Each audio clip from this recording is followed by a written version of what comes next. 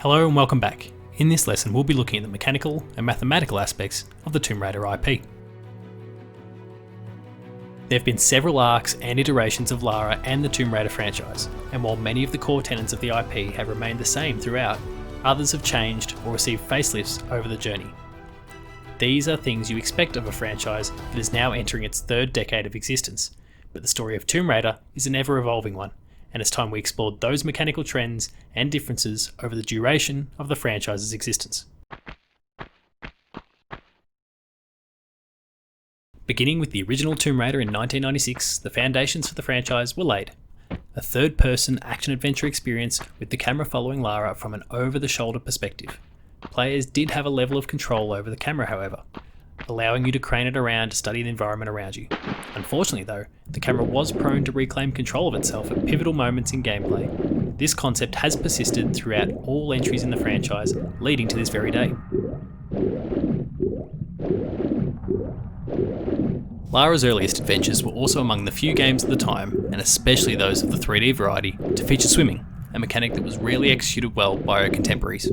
Movement wasn't nearly as fluid as we've come to expect from modernised Tomb Raider games, with core design employing tank controls, something that was forced upon them somewhat by the restrictions imposed by the original PlayStation controller, which lacked an analog stick for the earliest stages of the generation.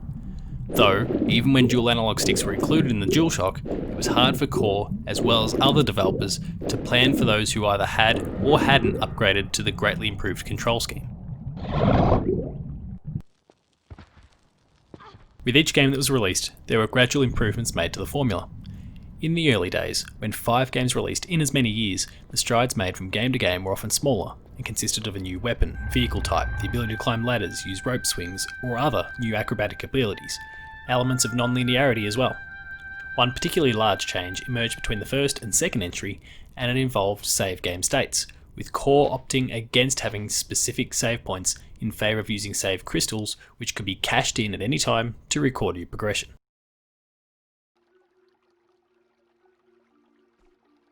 Sales for each entry in the franchise through the PS1 era were strong, to say the least, with Lara's debut outing registering at least 7 million physical copies sold, while Tomb Raider 2, 3, and The Last Revelation registered figures of 6.5, 6, and 5 million units respectively. The drop, however, was quite sudden for 2000's Tomb Raider Chronicles, with it only mustering 1.5 million sales. Of course, all these sale figures fail to include digital sales on the PS3, PSP, or Vita in the years that have followed since their original release. Right, in your next life. We'll see.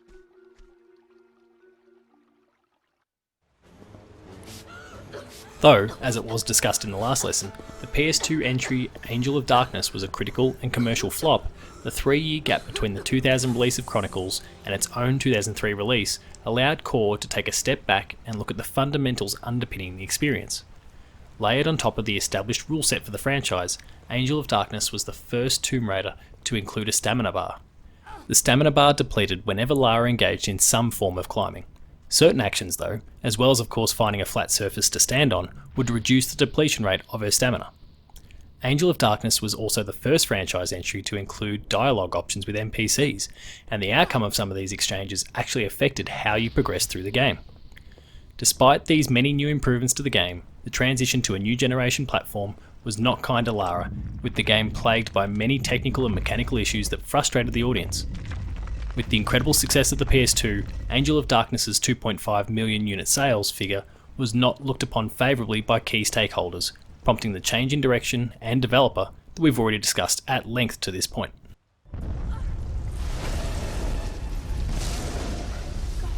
With Crystal Dynamics taking the reins from core design for the releases of Tomb Raider Legend, Anniversary and Underworld, the slate was by and large wiped clean, allowing the new team to work on new entries without the baggage that core design had carried with them for so long. With so many improvements in technology having been made since Lara's first adventure, it meant that the tastes of gamers had changed significantly over the years.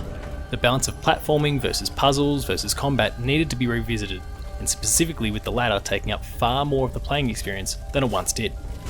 Lara could now lock onto enemies, making shooting much more polished. She could also boast a secondary weapon, as well as her famous twin pistols, while checkpointing was the latest approach to saving.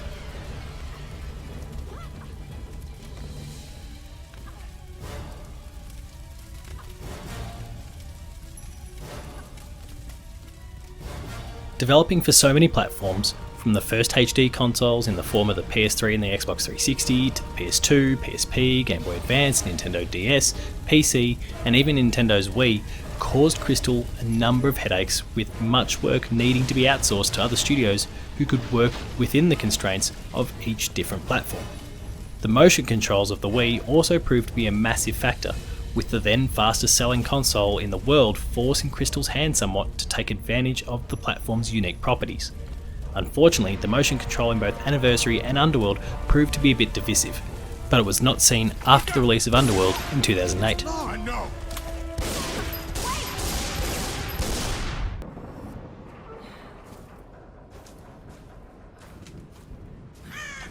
With the release of 2013's Tomb Raider reboot and the sequels concluding with 2018's Shadow of the Tomb Raider, Lara's adventures finally seemed to take on a coherent, easily distinguishable form. The recent entries had pulled so much from Naughty Dog's Uncharted series, but Uncharted itself pulls a lot from Tomb Raider, so while the two have trended in similar directions, both have endeavoured to make strides to differentiate themselves from the other. Both franchises had historically been fairly linear affairs, and even though in past Tomb Raider games you had the agency to choose your next location, you were then ultimately forced down a corridor of sorts until that region was excavated. The rebooted games were in some ways more linear than those predecessors, forcing you down one narrative dictated path, but the latest trilogy of titles were being praised for their hub-like qualities. With each new region you discover, you can opt to follow the critical path or go off the beaten track and explore the myriad of challenge tombs, explore a crypt, go and complete some side missions, or go and hunt some of the local wildlife.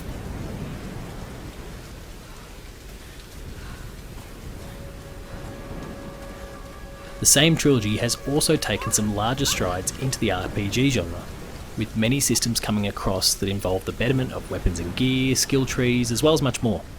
The implementation of these various systems and design philosophies have added hours of gameplay, greater depth, and made the world feel much more lived in, as well as bursting with life. All have been well received by critics and players alike. Though apparently still not meeting financial expectations, Tomb Raider and Rise of the Tomb Raider's sales figures are the highest we've seen for the franchise to date. With the 2013 reboot registering 11 million units sold, Rise of the Tomb Raider clocked up another 7 million despite its initial console exclusivity period, while Shadow of the Tomb Raider has anecdotally already shifted in excess of 4 million units by the end of its release year. All of these figures may or may not include digital sales and are ever changing. Both the 2013 Tomb Raider reboot, as well as Rise of the Tomb Raider, have brought something very new to the franchise. The 2013 release saw a franchise-first multiplayer mode enter the fray. However, it wasn't overly well received, and in fact was cut from the game when the remaster arrived on next-gen systems.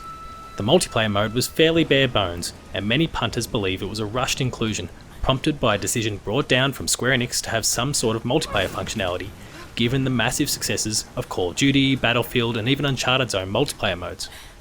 Rise of the Tomb Raider initially launched exclusively for the Xbox One in 2015, but when it launched on the PS4 a year later, it came with a console-exclusive VR mode, in time for the launch of the PlayStation VR platform.